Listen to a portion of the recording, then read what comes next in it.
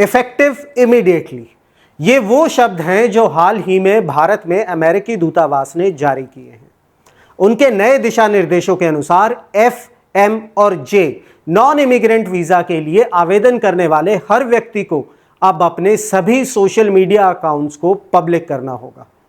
ये नियम तुरंत प्रभाव से लागू हो गया है और इसका सीधा असर उन लाखों भारतीय छात्रों पर पड़ेगा जो अमेरिका में पढ़ाई या एक्सचेंज प्रोग्राम के लिए तैयारी कर रहे हैं।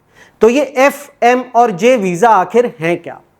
एफ वीजा एकेडमिक छात्रों के लिए है, एम वीजा वोकेशनल छात्रों के लिए है और जे वीजा एक्सचेंज विजिटर्स के लिए, जिसमें शोधकर्ता, विद्वान और इंटर्न भी शामिल हैं। आपको जानकर हैरानी होगी कि 2023-24 में भारतीय छात्र अमेरिका में अंतर्राष्ट्रीय छात्रों का सबसे बड़ा समूह थे, जिनकी संख्या 3.31 लाख थी, जिसमें से लगभग 60% पोस्ट ग्रेजुएट डिग्री के लिए गए थे। 2023 में अमेरिका ने भारतीयों को 1,40,000 से ज्यादा छात्र वीजा जारी किए, जो लगातार तीसरे साल का रिकॉर्ड था। अब सवाल उठता है, ये कदम क्यों? अमेरिकी अधिकारियों का कहना है कि इसका उद्देश्य सिक्योरिटी स्क्रीनिंग प्रोसेस के दौरान वीजा एप्लीकेंट्स की आइडेंटिटी एंड एलिजिबिलिटी को वेरीफाई करना है। उनका कहना है कि यह वेटिंग के लिए आवश्यक है ताकि अमेरिकी कानून के तहत उनके identity and admissibility to the United States स्थापित की जा सके। यह नीति यूएसए के national security and public safety के उच्चतम मानकों को बनाए रखने के लिए लाई गई है। अमेरिकी स्टेट डिपार्टमेंट के अनुसार हर छात्र वीजा आवेदन को एक नेशनल सिक्योरिटी डिसीजन माना जाता है। अधिकारियों को क्या क्या देखना है?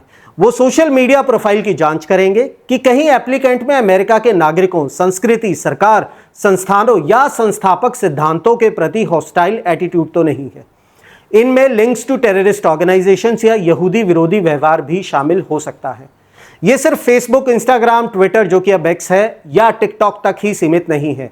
अधिकारियों को पूरे इंटरनेट प्रेजेंस की जांच करने और उपयुक्त सर्च इंजन या अन्य ऑनलाइन संसाधनों का उपयोग करने के लिए भी प्रोत्साहित किया गया है।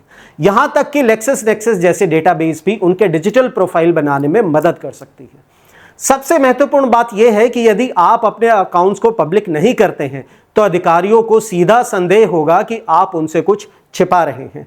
अमेरिकी सरकार ने पहले भी आवेदकों से अपने सोशल मीडिया हैंडल की पूरी सूची मांगी थी, लेकिन यह नया कदम प्राइवेसी रिस्ट्रिक्शंस को हटाने के लिए है ताकि अधिकारी आपके ऑनलाइन कंटेंट को आसानी से देख सके। यह स्पष्ट रूप से इस बात का संकेत है कि वीजा वेटिंग प्रक्रिया में ऑनलाइन व्यवहार की जांच बढ़ती जा रही है।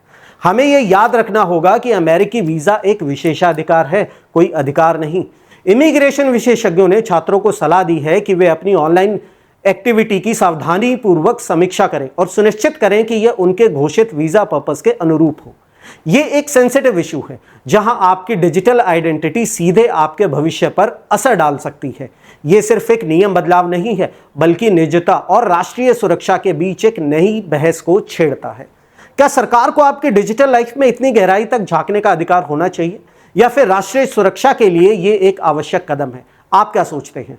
इस नई नीति से आप अपनी डिजिटल प्राइवेसी को कैसे देखते हैं, और क्या यह छात्रों के लिए अमेरिका में शिक्षा प्राप्त करना आसान बनाएगा या मुश्किल? अपने विचार कमेंट सेक्शन में जरूर बताएं।